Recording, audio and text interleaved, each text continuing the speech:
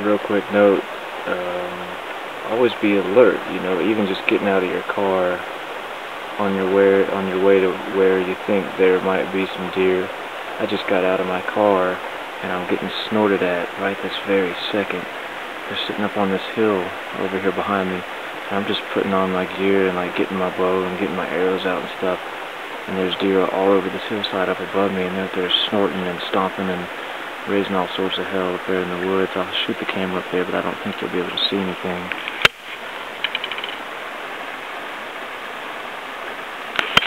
I've got like a quarter mile to half mile to go to get to where I'm even going to be hunting today.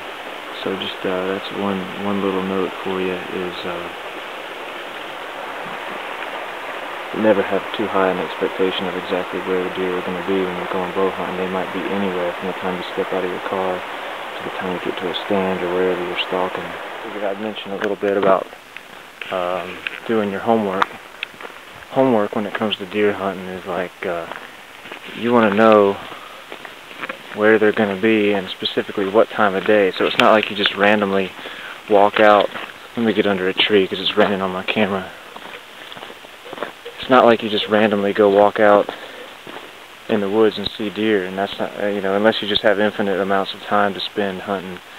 Probably one of the best things that you can do is during the off season is scout out the places, you know, get to know the deer. I mean, it'd be great if you could name the deer, how many there are, what time of day are they crossing through there, and then when you go out there you can use your time to the best advantage real efficiently.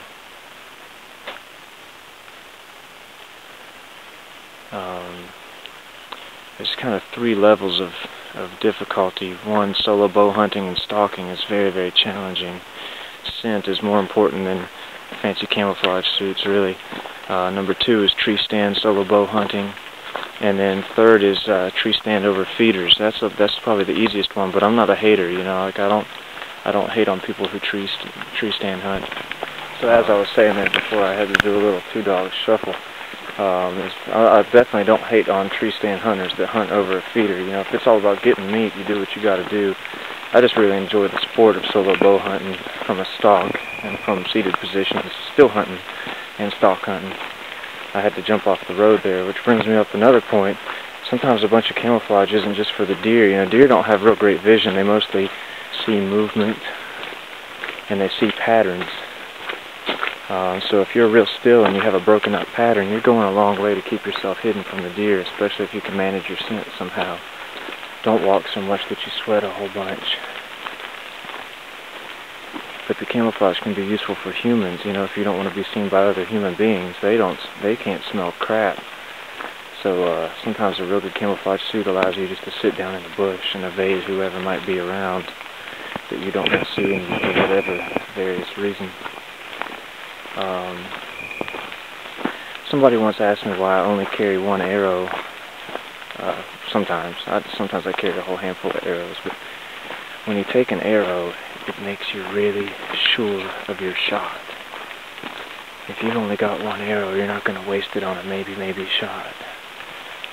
And that's good for the deer, and it's good for your hunting skill and your discernment on when to release that weapon.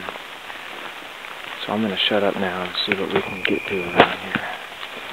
We're in really good territory.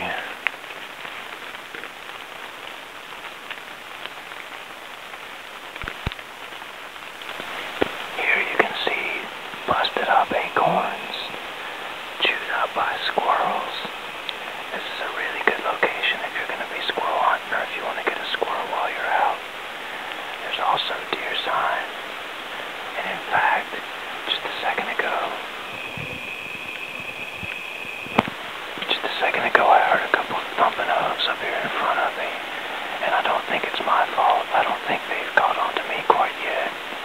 So I'm going to turn the camera off and focus on moving up here real slowly, see if we can get a look at something. A couple other little things that you might find useful are if you put the gear that you use the least in your weak hand side pockets, and keep things that you use the most in your right hand side pockets.